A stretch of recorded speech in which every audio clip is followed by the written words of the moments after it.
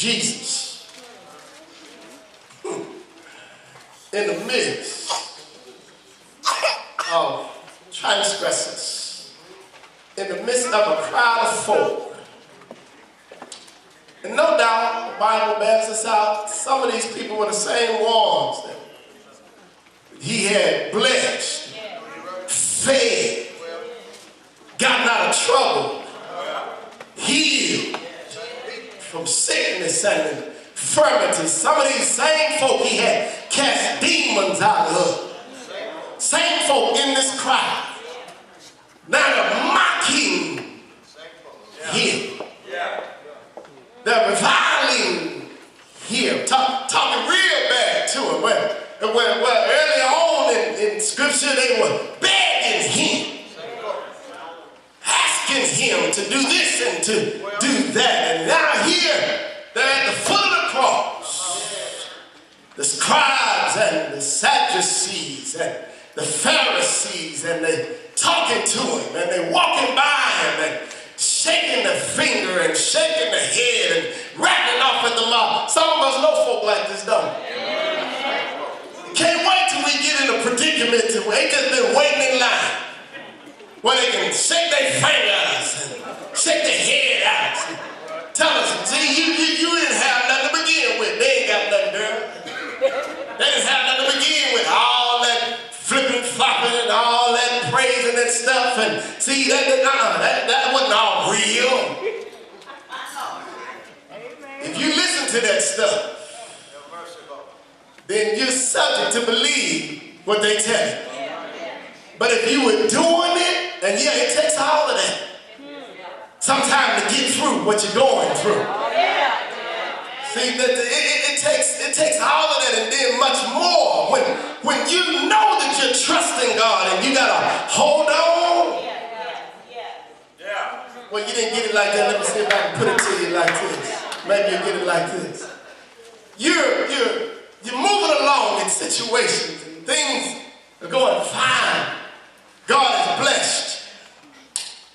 Things are looking good. Things are well on the job.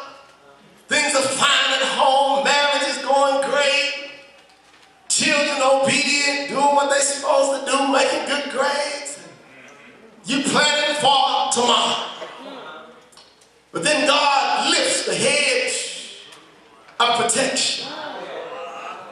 Everybody that you thought were your friends aren't so friendly now. You start hearing things that you didn't think you would hear from some folk you didn't think they would come from. People walking with you. People spending the night over your house and you eating with them, they eating with you. And you're going back and forth just having a good time. But now, they don't want to be around you because you got a little dirt on it. Folk know how to put some dirt on you. But I want to share with you right now. Just lift your hand and tell them they did me a favor. See, when people talk about you, much of the time the problem is not with you, it's with them. And they come against you. And see, when people do things like that, I'm just talking about folks. See, the battle is not of flesh and blood. It's a spiritual warfare. See, we're dealing with demonic spirit. Don't be upset with the individuals. It's the spirit that they allow themselves to be influenced by. So learn to separate the individual from the spirit.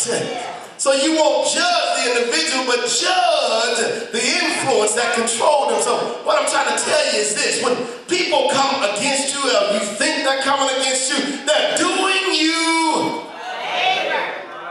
Because see, what they're doing is that God is using them as a tool.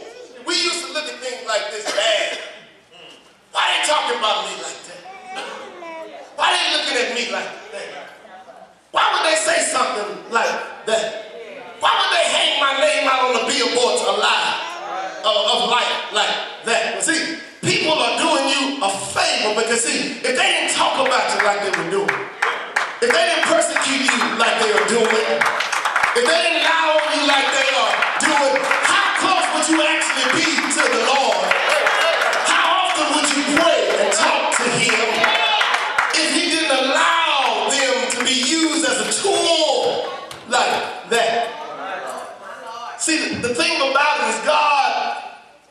desires for us to grow.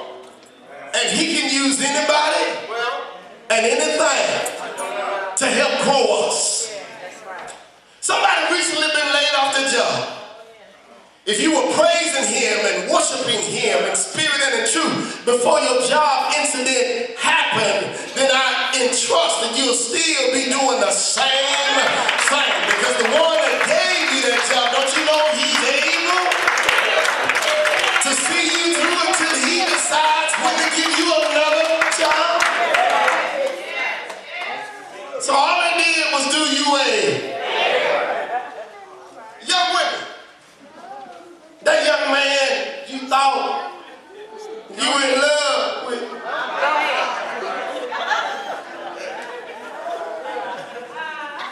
Young boy. That girl that you thought you were in love with.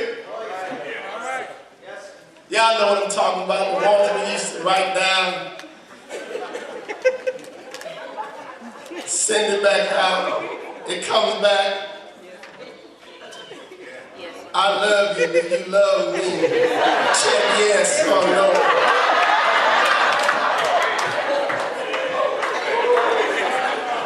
Check yes or no.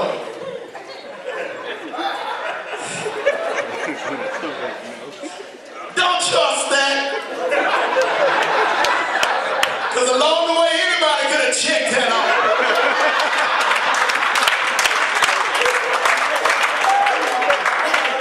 What I'm saying to you is we embark on relationships and getting things and getting people and surrounding ourselves to be accepted in social cliques. But don't you know that if they talk about you talk about somebody else in front of you, they're going to talk about you in front of them?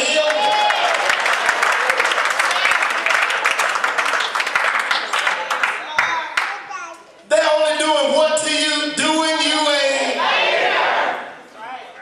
Because what's happening is this, is that God is going to purge you through that process of being rejected. See, all of us don't know how to handle rejection.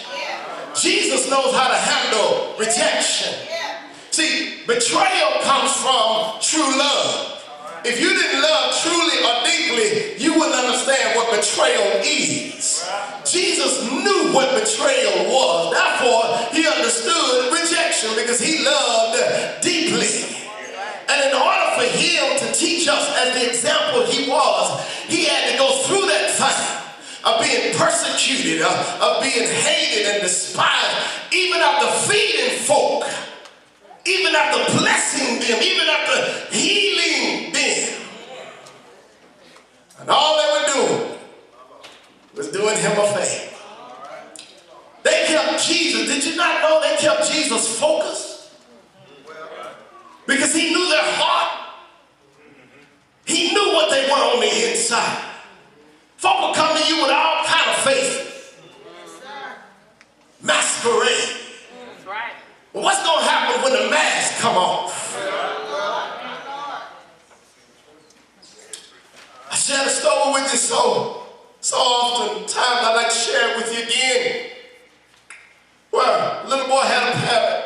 He grew up with that same parrot. Parrot got old. Little boy carried a parrot on his shoulder everywhere he went. Now he's a young man. He go to work, parrot on his shoulder.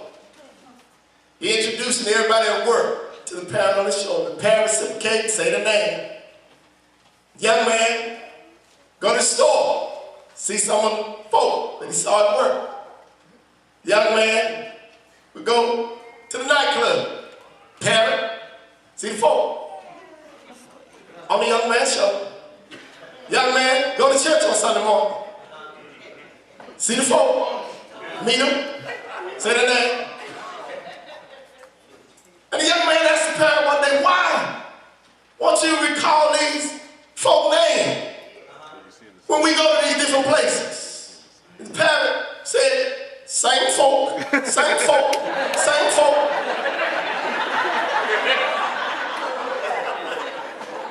Same folk was at the job, same folk was at the club, same folk at the store, same folk on church on Sunday morning. Parrot didn't see anything different in anybody's life. same folk. When you live for God, there ought